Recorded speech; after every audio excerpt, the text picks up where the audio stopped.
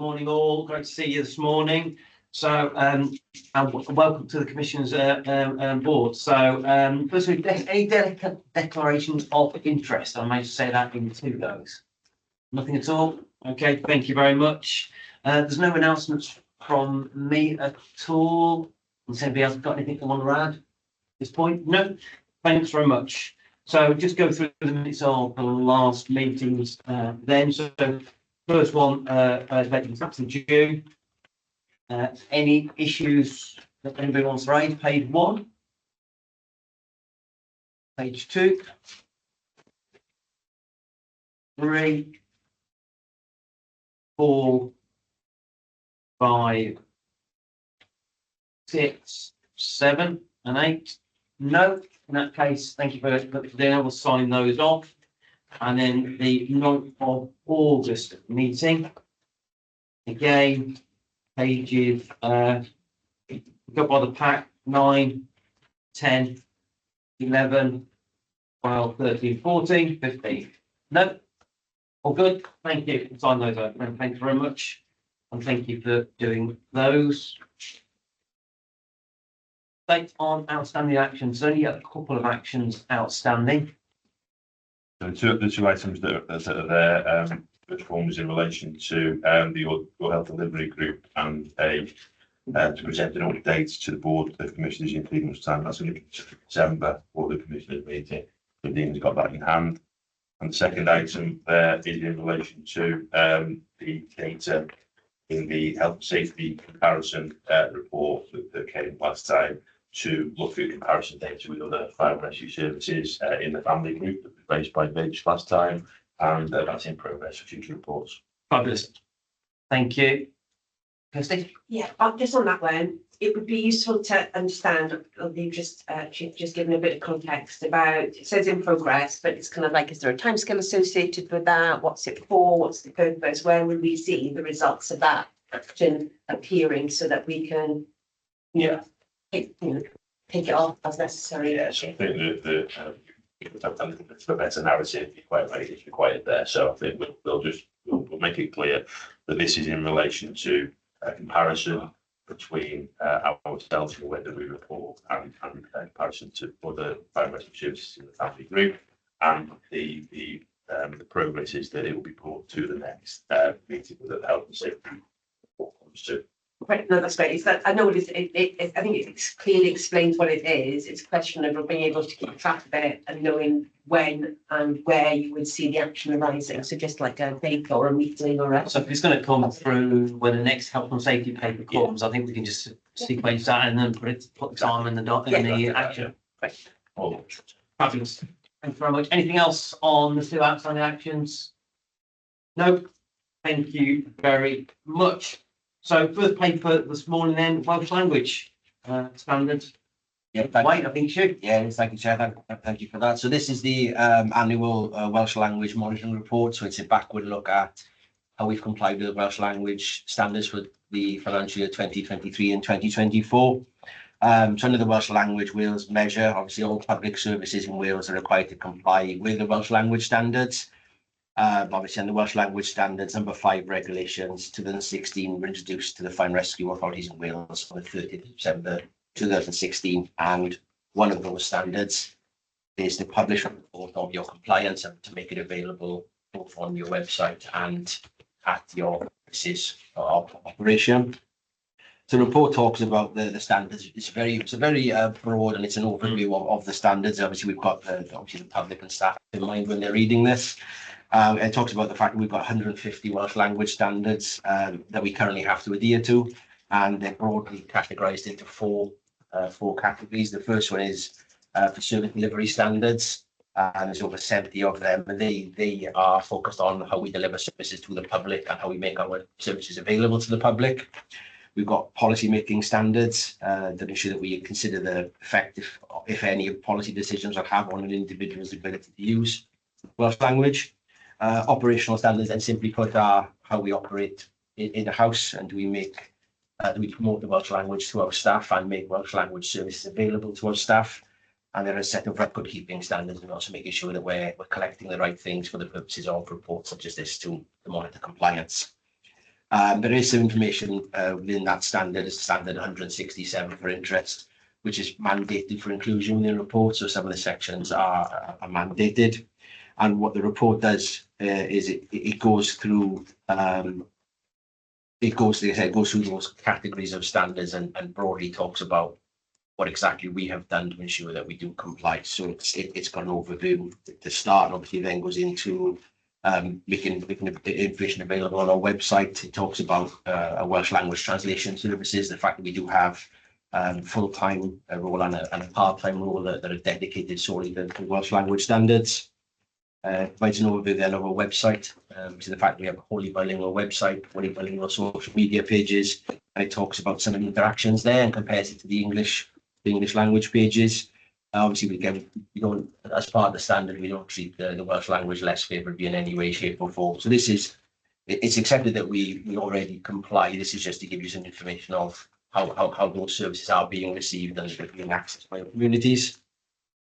Talk about our e-recruitment system as well, so it's really easy for people to access job applications in Welsh. And yeah, the report goes on to detail those standards really, and talks about how we're promoting Welsh language in-house, some of the events that we put together. It talks about the number of staff who have Welsh language skills, and the reason I've stopped on this section of the report is we currently have a drive as part of the Morris Review to look at equality and diversity data, and we're encouraging people to complete that on the HR system. That we're hoping to put some of the Welsh language information will come in off the back of that, because we all notice is it's an element of data collection that doesn't get huge engagement in house at the moment, like the rest of the equality and diversity data. But hopefully with the new drive, those figures will give us a lot more detail going forward. And we talk about obviously course we've made available in Welsh language training and correspondence we've received. So again, the report is quite we tried to make it look quite light, and we tried to make it very understandable to the public to show that we are continuing to comply. And for assurances as well, behind the scenes there's more detail to what is happening. This is more of a public facing overview. So today this report was the publication date for the report is the 30th of September, which is Monday. So today the recommendation would be that Board of Commissioners approve the report for publication on both the website and then in printed versions in our offices. Thank you, Wayne.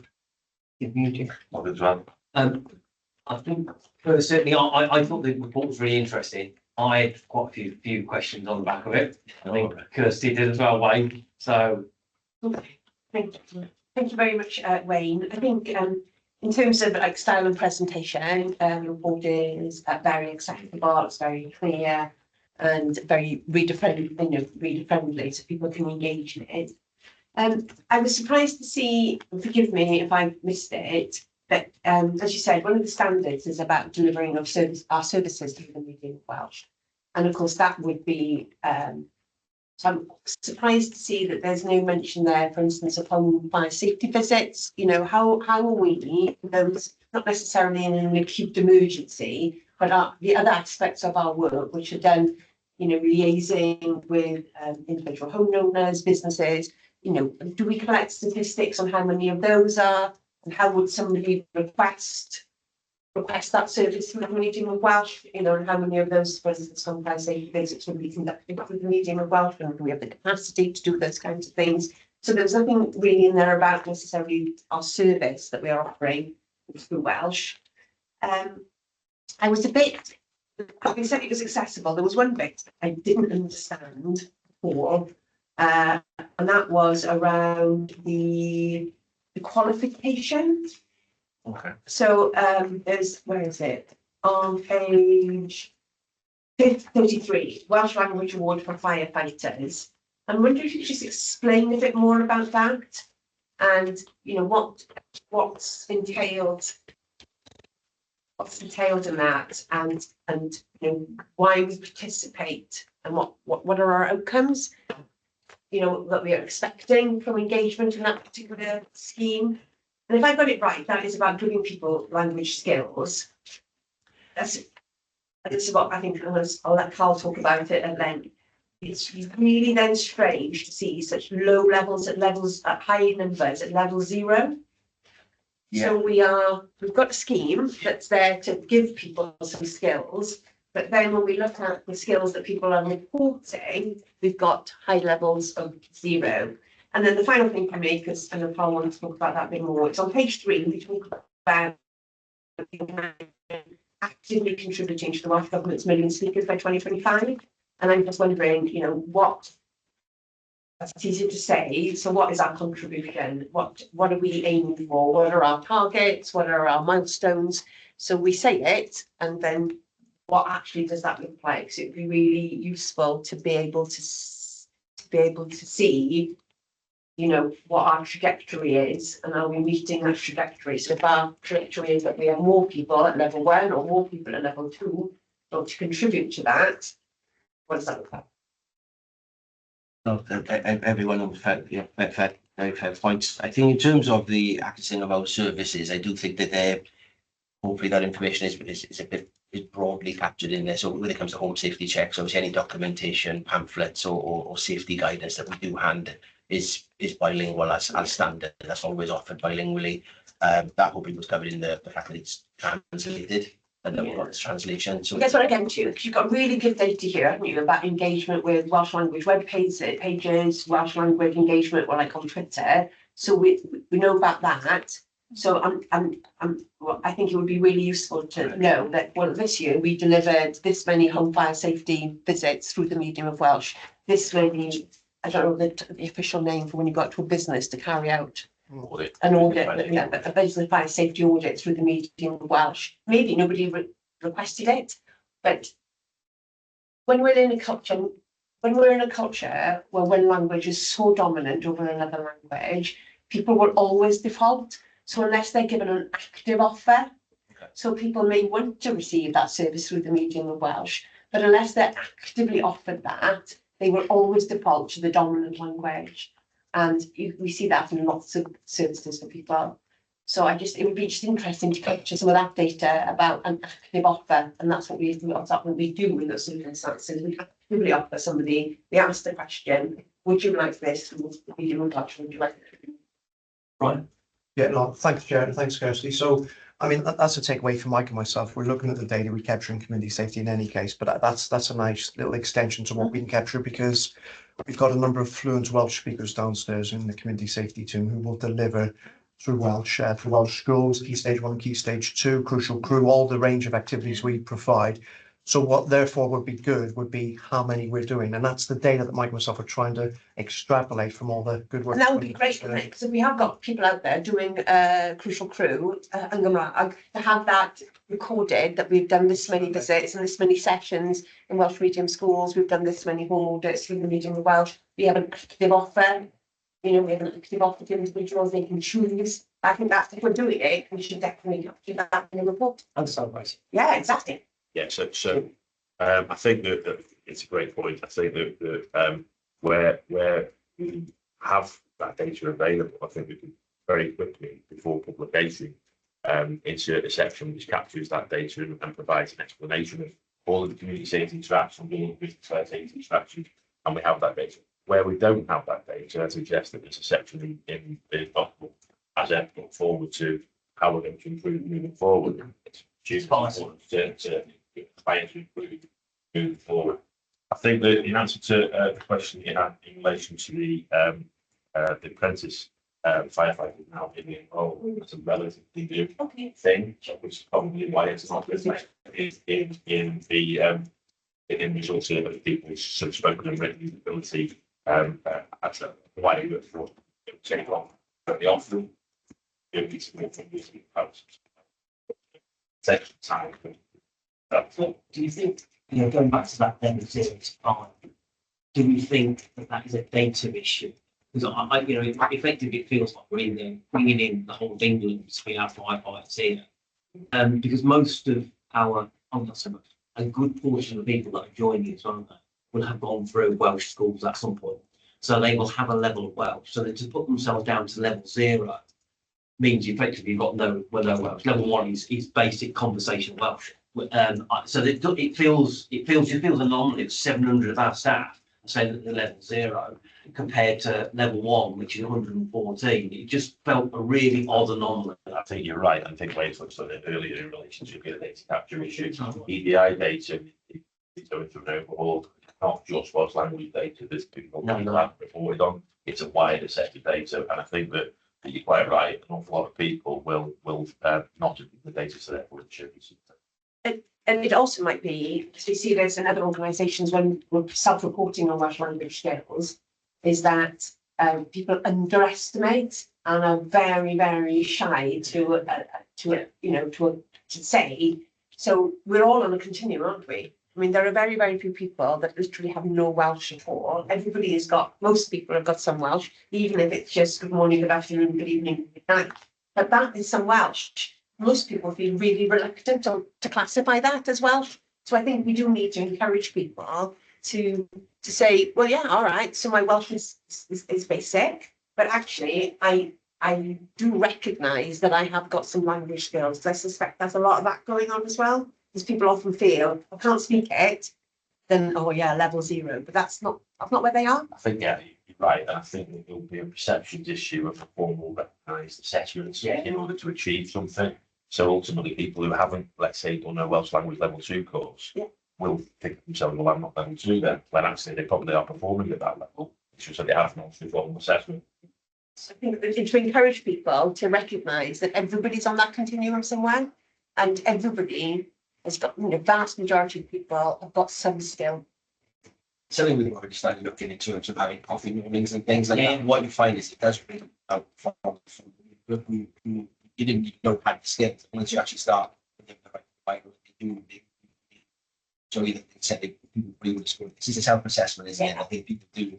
Are really reluctant, unless they feel confident in their skills, they often downgrade their ability to do.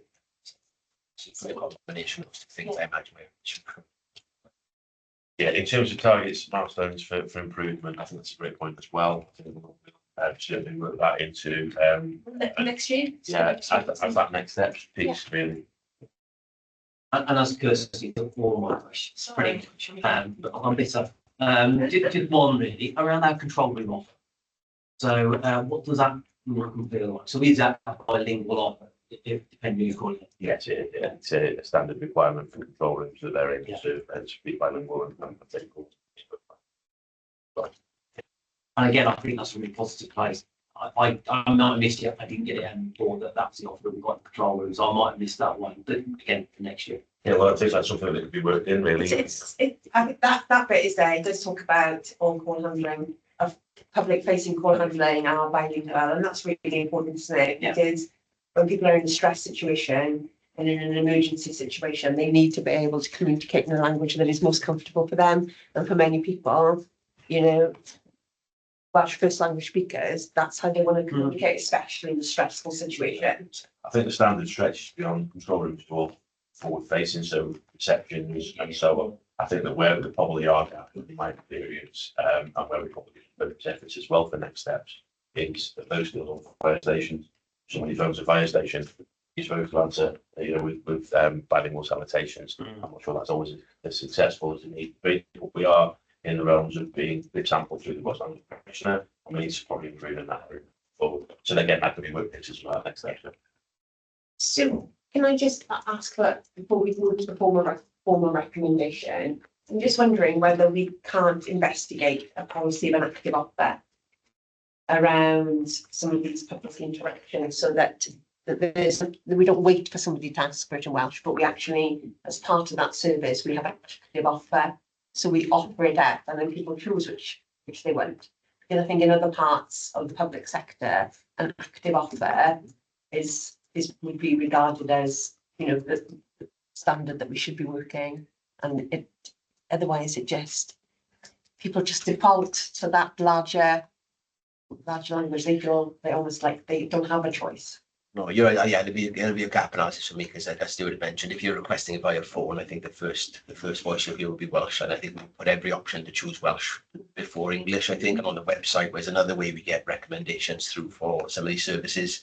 The landing page will always offer you Welsh language on the left and English on the right, and that's the very first page. So it's just looking at other ways people can receive these services and implementing an active offer in there. I think I'll have to do a bit of work with Yeah. some of my colleagues to work out how we can build the services. But that'd be great to work towards, and I think, that's something in responding to the cultural review, isn't it? About being proactive in all forms of our engagement. Yeah, there's also something about resourcing sort of, quite recently, actually, we've moved a staff member into Welsh language officer type role to start to build and develop and enhance and take learning from other services that have, further along the way. So that's only a recent change as well. So all of these things are great opportunities for the future. Yeah, because again, if we're looking at, perhaps an elderly population base and wanting to get into those homes, the ability to do that through somebody's first language is going to make that a much better customer experience than they're going to bring it through their second language. So I think being able to actively put that up front to say that we can do that for people, their experience of engaging with us is going to be much more positive. It could be quite a straightforward change. I know we have an 0800 function downstairs where we receive the calls and we have a script, so it could just be a simple case of implementing that question. It's just a question, saying, would you like this service through the medium of Welsh? That's a check. Would you like your home visit to be done through the medium of Welsh? It's only good. It makes such a difference to your experience, and it makes such a difference trying to reset the balance between the two languages. Of course.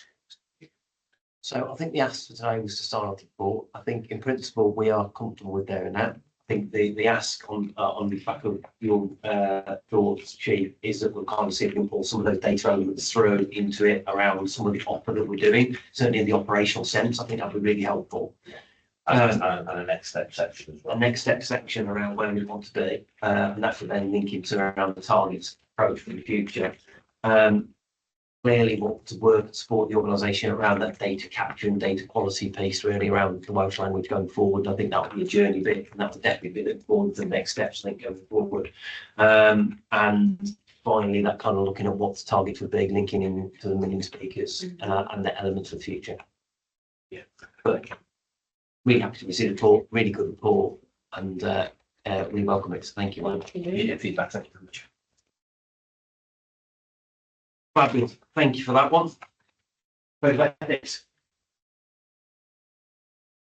Thank you, Chair, Commissioners, Chief. So this next paper is asking that the Commissioners support the service in reasserting its adoption of the NFCC Core Code of Ethics and endorsing its use as the basis of our review of values and standards, which will provide the foundation for expectations of conduct and behaviour and decision making across the service, and that we ask that Commissioners endorse the development of an organisational statement based on the Core Code of Ethics that sets out those expectations. So the Core Code of Ethics was developed in response to recommendations made by His Majesty's Inspector at the Constabulary and Fire and Rescue Service to improve culture within the fire and rescue sector. It was developed by the National Fire Chiefs Council in consultation with firefighters and trade unions from across the sector. It sets out 5 ethical principles which provide the basis for promoting good behaviour and challenging inappropriate behaviour. They provide the foundation for all fire and rescue service to develop their own sets of values, so the things that we value as a service and the things that our public value in terms of the things that we deliver for those, but it provides a consistent approach to our behaviour, and I'll take the opportunity to reiterate those because I think that it's always good to do so. I know that we've done sessions with SLT and we're already using those in our discussions with staffs and formulating those as the basis of our decision making. We've also run sessions with our middle manager cohorts and covered them in our all staff engagement sessions and our transformation roadshows, and we hope to use them and put them in the foundation moving forward. So those are putting the communities first, putting the interests of the public and the communities we serve as the first point of call in everything that we do, acting with integrity, being open, honest and consistent in everything we do, treating others with dignity and respect, making decisions objectively based on evidence and without discrimination and bias, leadership, being positive role models and always demonstrating flexibility and resilience in our leadership styles, We remain accountable for everything that we do, and we challenge all behaviour that falls short of the highest standards. Equality, diversity and inclusion talks around our continual recognising and promoting of the value of EDI, both within the Fire and Rescue Service and wider within our communities, and standing against all forms of discrimination, creating equal opportunities, promoting equality, fostering good relations and celebrating difference. This core code of ethics is supported by a fire standard which sets out how we would expect to achieve this and embed this within our service policies, procedures, leadership, and governance. And as we adopt the fire standards and put these into the basis of our transformation project and service improvement, the core code of ethics and the associated fire standard will form the basis of our values and ethics project. And therefore, we recommend that the commissioners reassert our adoption of the core code of ethics and endorse their use as the foundation for our expectations of conduct moving forward. And we, that as a service, reaffirm our commitment to those through an organisational statement based on the core code of ethics. It's important to note at this point that the Morris Review recognised that we had already formally adopted this and that this is in our values statement as a service. I think we recognise that it is fully embedded, and this is an opportunity for us to make a clear commitment to the public and to the service that we endorse these and that we will use those for improving our culture. Thank you, Dominic. Only nothing really to add. Only to say that I from 2021 to today, whilst they have been included, as been said, the ability for them to be known, talked about in the awareness and anxiety of the workforce at every level is something which has not been achieved and something which we should aspire to. So I think it's the cornerstone of everything we do, and there's nothing in there that's would cause any controversy. In fact, the opposite. It's certainly, from my perspective, the right thing to do.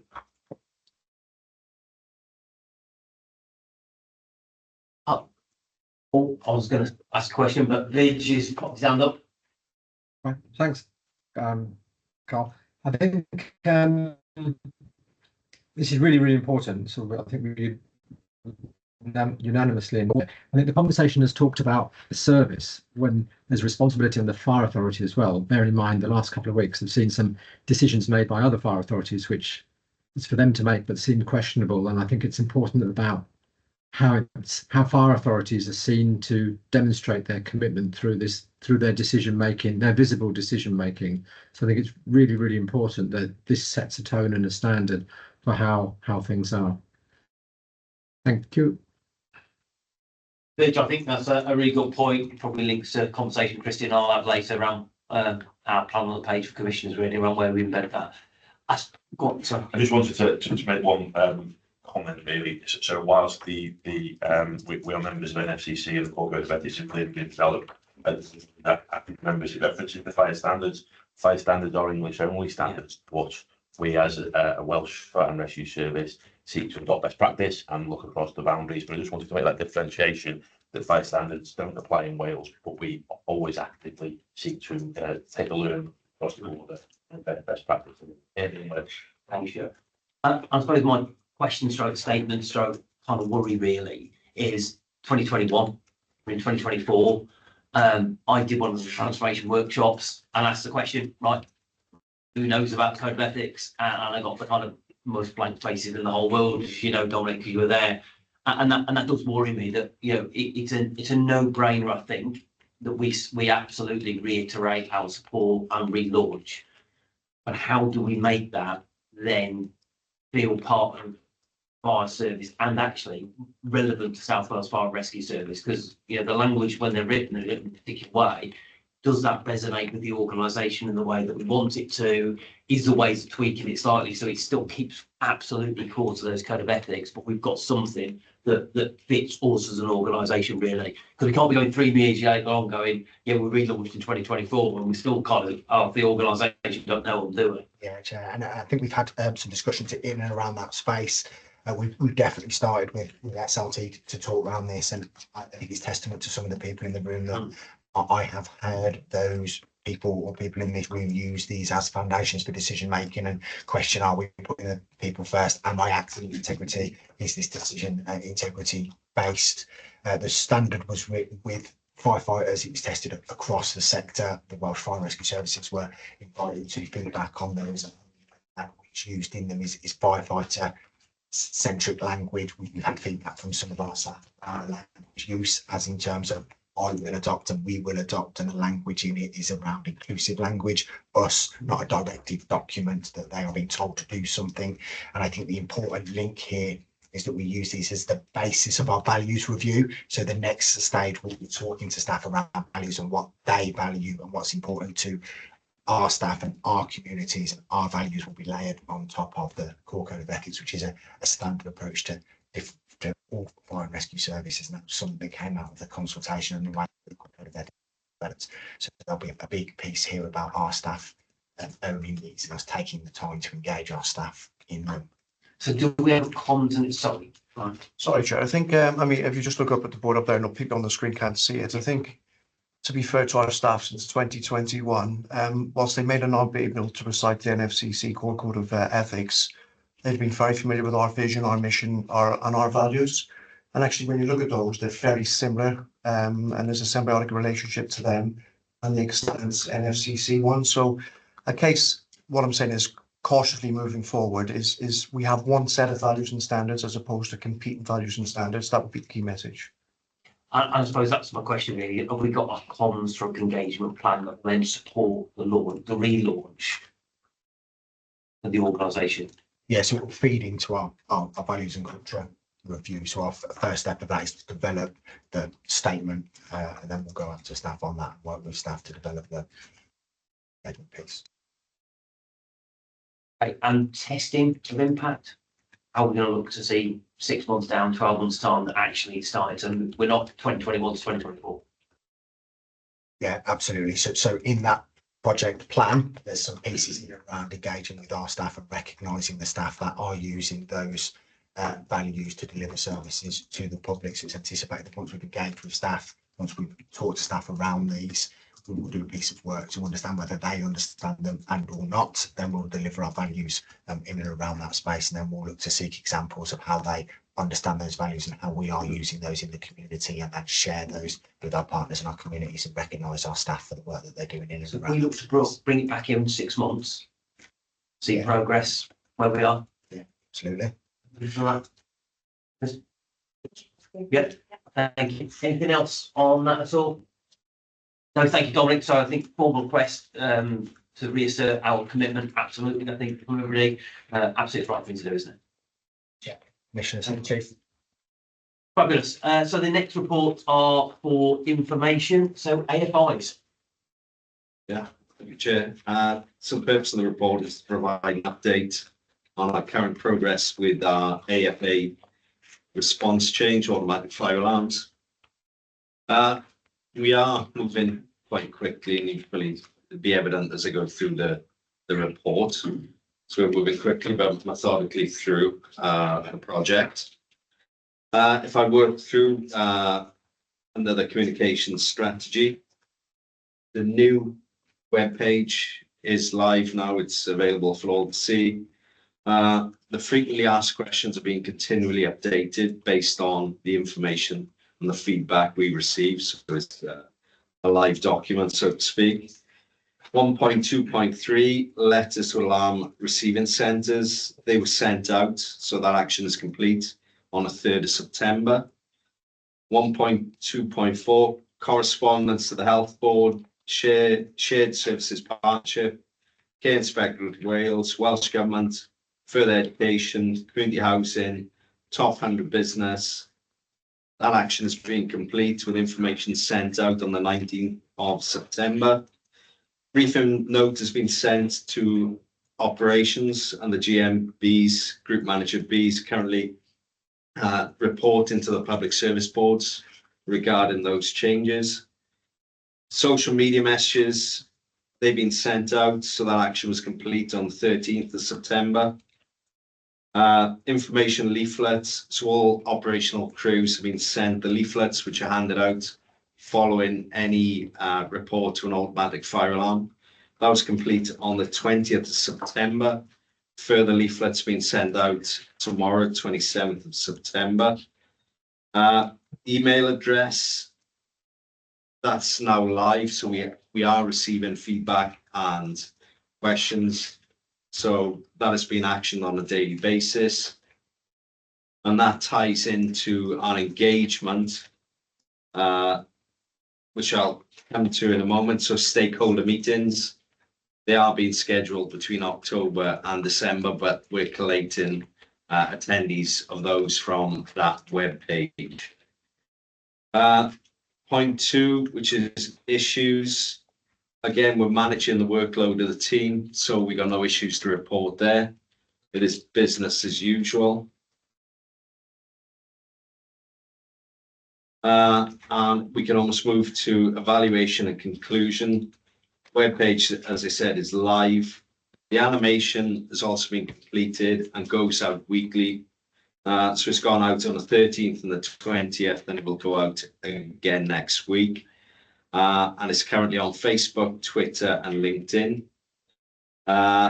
Radio advertising, that is scheduled for December for a 4-week period. And as I already mentioned, the stakeholder meetings, they can be planned in based on number of inquiries. So you can see, I think what it does show is the progress which has been made, which is really quick. And obviously from that report till now, we've made a lot of progress. Thanks, Mike. Kirsty? Thanks, Mike. You're right, things are progressing, aren't they, with the project, and I think it does sound to me like we're still on track to be able to make the change to policy in the new year. Just 2 things from me. I'm just double checking. I'm sure I've asked you before, just double checking. Have we written to individual local authorities? We have, right? Because they're not explicitly on the list. We have those. And then are there any early themes coming back to us from as a result of the engagement that we're doing? Is there anything that we're receiving by email or on the FAQ that you could say, yeah, actually, these queries are falling in these particular? Yeah, I've gone through them all this morning. There's nothing major, actually significant. The only one query I think is of note is Newport Museum. Obviously, just a little bit worried heritage and their 60,000 items of value. So I think we're going to invite those to the stakeholder meeting and we can engage further, but they're all receiving a daily response. Great, brilliant. That's great. Thank you so much. Thank you. I'm on query for me. I know you said capacity is okay. Generally okay with everything else that's going on at the moment? Yeah.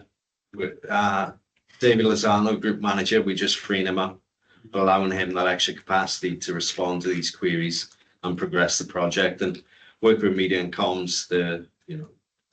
No problems at all, working very closely and very well together. No, just for update, really helpful update paper, and we just thank everybody from behalf of us around the progress today. He's progressing to speed, really good stuff. Fabulous, thank you very much. Taking accounts. Thank you, Lisa. Thank you, Chair. Good morning. So this is a document that provides a culmination in the annual financial cycle for the year. So it summarises the financial position and the financial activities that have taken place. And what the statement of accounts does for us is a number of things, 5 things in particular. It helps us demonstrate that accountability and transparency to the public and our external stakeholders. It provides through the 4 main statements and the disclosures what our financial performance has been for the year. And it is a demonstration of compliance with legal requirements, technical accounting requirements and regulation. So there's a lot feeding into this document. It also informs decision making on future budget setting and strategy, because it gives us the final position for our reserves. So we know what we've got, so we can use that to support future plans. And then finally, I think the last point is about trying to get public trust by doing all of the above. So we're open and we're honest about this document and sharing it in a timely manner. There's no issues, and it does that for us. So the timeline for the reporting of the statement of accounts, commissioners will be aware the financial year runs from the 1st of April to the 31st of March. So this report relates to 1st of April 23 to the 31st March 2024. What happens then is we've got until the 31st of May to produce a draft, and we brought that to commissioners in July. So there was the draft statement of accounts. We still work into the faster closure timetable here. And then external audit come in through Audit Wales, and we've got Kate Howard online with us this morning to provide some input should you wish to have that. And that started in July and finished last week, Kate. Yeah. So you will see a raft of documents coming in from Audit Wales on that front. So today really is about acknowledging that final audited statement of accounts sign off, and then moving on with some other bits and pieces there. So what you've got in this package of financial documents here, you've got the audited statement of accounts. It was sent through to you under separate cover. Yeah. It's quite a meaty document, you know. To open for you if you like, 110 pages. This is the final document. So following today's meeting, if you're in agreement, the process will be for signatures from the Chief, the Acting Treasurer and the Lead Commissioner who's presiding over this meeting. So we're looking at signing the Statement of Responsibilities and the Annual Governance Statement and the Letter of Representation. So the second bit there, following sign off, we've got publication. So that goes on our website. Years ago, it would have gone in the Western Mail or something like that. It's going on the website. So that's a bilingual document. So it's going out in both English and Welsh. Second, then in that pack, you've got the ISA 260 report. So it's the International Standards of Accounting Practice report, which gives those charged with governance a view of, it reports what has happened, what the major findings were in the audit. It outlines corrected and uncorrected misstatements and areas of risk as well and uncertainty for you. Moving on to the Auditor General's report. So the Auditor General, following the audit, will provide a report. Now that is within the statement of accounts on page 50. So there's about 3 pages of his opinion there, and he comments on specific items. So the 2 opinions that you would find from the Auditor General are going to be whether the statement, whether they find it is unqualified or qualified. So you sound like as if you know what you're doing on this front. So we know an unqualified opinion is what we want, because that's what gives it's a sign of a clean bill of health financially for an organisation. And the qualified is a reverse almost of what it sounds like. It's quite strange, isn't it? Something that we're not after anyway.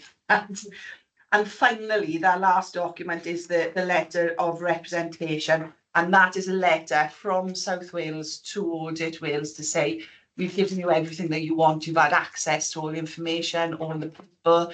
This is our appetite for risk. It ties in with the, you recall I came to you in July with those charged with governance. You had a list of comments to make against regulation and fraud and related parties. Those are the 3 areas. So it ties back to that.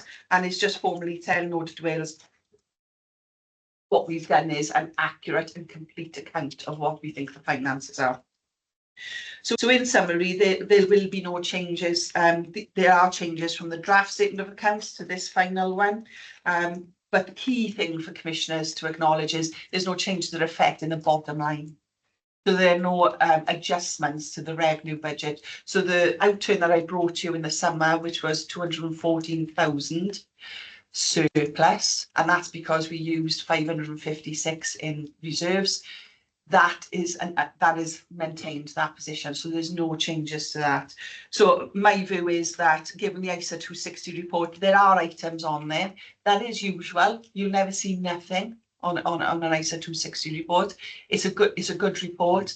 The finance team have done well, and they've worked very well with Audit Wales. So thank you very much, Kate, to you and the team.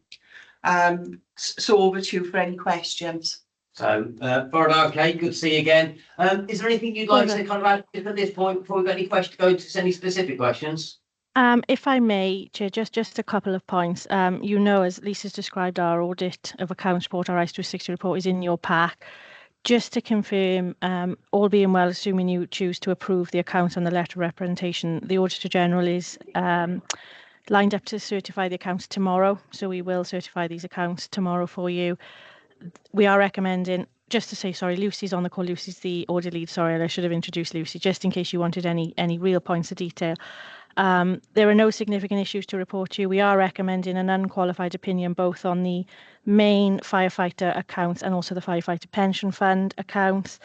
And page, let me just make sure I'm giving you the right number. Page 90 confirms that we had a small amount of work outstanding.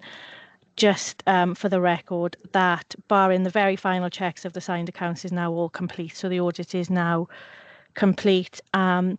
Also to thank Lisa and the team. I know it's been a challenging year for Lisa and the team, and we have worked well together. And to reiterate Lisa's points, in Appendix 3 of our report, there are some amendments we've made to the accounts, none of which affect the bottom line or affect your balances or your reserves or anything like that. There's some significant looking numbers in there if you sort of work in hundreds of thousands, but they are local government accounts are a very technical set of accounts, and the one around pensions is a particularly technical amendment that I'm expecting, if I'm honest, on most local government accounts this year. There was a timing issue with some guidance coming out, and again, just to confirm that this is now being delivered well within statutory deadlines. It will be one of the first local government bodies to be certified in Wales. So again, credit to Lisa and team, but happy to take any questions, any more detailed questions, Chair. Thank you, Kate, and thank you, Lucy. And if I come in just quickly, I must admit the one that jumped out to me was the 2 billion around the pension issue. Not the 10.7. No. It's a 10.7 million. Yeah. And I can assure you it's not underneath the mattress. Yeah. I guess that's the thing. These are technical accounting adjustments, Kate, aren't they? Absolutely. I'm very happy to explain it all, but it will take me some time to explain quite why that was an adjustment. But hopefully between Lisa and I, you can be assured that it is a technical adjustment, that there's no cash impact. And the accounts that were prepared when you had the draft accounts were prepared on guidance available at the time. The new or the updated accounts are prepared on updated guidance, which is applying across the sector. Thank you, Kate. That's really helpful, because it's just one of those, isn't it? You look at it and think, oh my goodness, but yeah. Chief? Thanks, Chair. So it's already been said, but I'll say it again. The team has been under immense pressure this year. We've gaps within the team, and to turn all of this round within the deadlines that have been described and to achieve that unqualified position is not bad. It's underestimated. So congratulations to the team. I think just to reiterate that, the first thing you look for, isn't it, is whether it's qualified or unqualified, and to be able to see that, it's it's very welcome indeed. And I guess from a governance point of view, I just feel that we clearly have the systems in place to ensure the rigorous financial management of the organisation, and that's what the best we can ask for, is that those systems are in place to be able to deliver that function. So thank you, Lisa. Thank you. So absolutely, I think thank you for all the support, Kate, Lucy, and the team from Audit Wales. Really, really grateful. And thank you for dying today. Really recognise the unqualified statement, really positive, and also the speed of that going through. So huge thanks and well done to everybody involved. Do need to make sure that we're looking to the future around your team, because it's been really pressurised this year. We need to make sure that we want to be in the same place next year. So I think definitely for the minutes, huge congratulations to the whole team, and a big shout out to them, because it's all the hard work that's been done, isn't it, really? I will let them know. Yeah, but thank you all for that. I'm happy to sign the accounts after this meeting. So thank you, Lisa. That's really great. Okay, moving on then. Forward work plan. 107. So forward work plan, as you know, has been through after previous meetings, back on track. So all of the areas that were to be spoken about in this meeting have been on the agenda today. And then I look forward to the October meeting. There's papers to be brought in relation to annual improvement plan, amendments to constitution, social partnership report, on-call strategy and update of unwanted signal response. Again, that's just a continuation of an update as we're on our journey towards the go live date for unwanted fire signals. So we're back on track with the plan. It's accurate, correct from that perspective. Thank you, Chief. Just one query from me with the current sign off yesterday around national operation guidance with the kind of discussions that we're still in with Wales Fire Advisor. Would we want something on the agenda for that around? Yeah, so I think that we could probably doing our gap analysis first, and then bring it to a future meeting with an update in relation to the implications for the organisation. There will be implications in relation to training, in relation to equipment, purchasing costs, and so on around some of that, which will need to be worked into financial assumptions. But I think we can do our gap analysis. So I would suggest maybe to the Potentially December wise. the December meeting. Right. So yeah, just to back the chief up on that, because the chief gives an outline of the report at the last senior leadership team meeting. So because the tight timelines and fair play to the chief to negotiate an extension on some of them, we're going to release someone from my directorate to work on this full time, and they'll be responding to me directly. So we're going to have a group manager that's going to work on the new operational effectiveness reports to bring that through, and of course then that'll feed into the other ongoing thematic reviews as well. So there'll be someone dedicated to that. So I will get them in on the December meeting, like the chief said, to give us a written update on progress against the 6 recommendations, one of which is the previous thematic reviews. Yeah, so in addition to that point, because you won't be aware, I'm not spoke to you yet. Yesterday, Sorry, this is so yesterday at the NFCC Chiefs Council, the new incarnation of National Operations Guidance is now been approved and published. It hasn't been published, but it's been approved for publication, and Foundation for Firefighting has now been approved for publication as well. So there'll be a gap analysis that'll be required in relation to all of that. Yeah. So I'll bring a bit in, but that probably feels like it's still the December date, but putting together the 2 elements really. Yeah. Beach?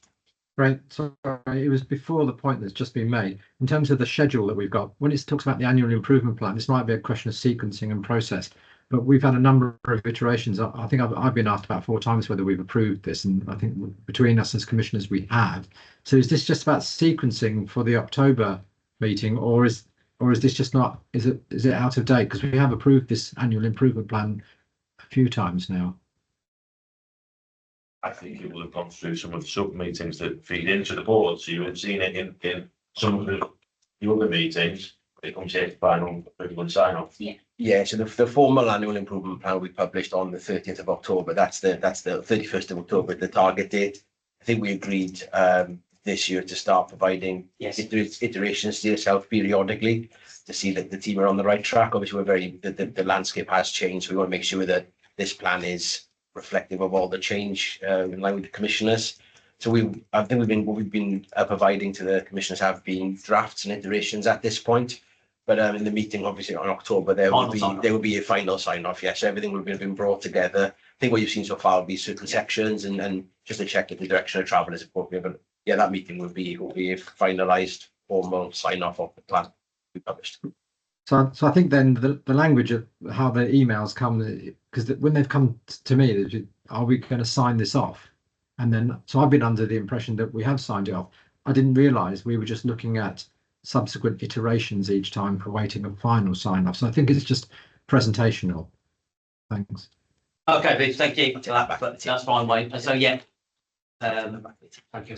Yeah, Wayne, I just think that's been a really helpful approach, because that means that when the report comes, that there are no surprises and everybody is collectively signed up to that. So I think that approach is really welcome. And just to support that, especially because it's such a meaty piece, and if you've got to do a load of rewrites with such a tight time scale, I think it would be a bit difficult. I'd absolutely well. And I just following up really, Brian, is that, obviously we've had Mike's report today on unwanted fire signals, and then we've got various points in the next couple of months where that comes back again for review. It just would be, there's loads of work going on the thematics, wouldn't it? But it would be useful maybe at some point between now and Christmas just to have it in this particular setting, which is the one that is open to the public for scrutiny, just have an update on the other thematic reports. See where we are on that, because there's work going on, but that might not be, you know, having a wider exposure than beyond the groups that are looking at it. So if we could schedule in at an appropriate section to have some of those updates. And that probably reiterates well with the Yeah. culture one, actually. Dominic, we get stressed for that one. So again, that formal into progress update. So yeah, we can look at when would be the most suitable, really. Yeah, I think we'll have a look at the forward work plan in relation to length of meeting. Yeah. That kind of thing, so that managing meetings without problem. That's right. No question. Yeah, at a time that there's, you know, this helpful works for the Absolutely, no problem. Fabulous. Anything else? Any other business before we drown? I No. give a quick visit down into that scale. Yeah, we're okay. Anything online at all?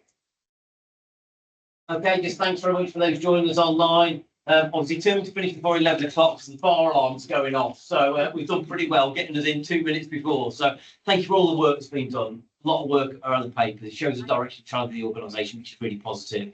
And it shows the amount of work going across the board, which is really, really good as well. So, and thanks for the engagement today. Yeah, thank you very much. Thank you.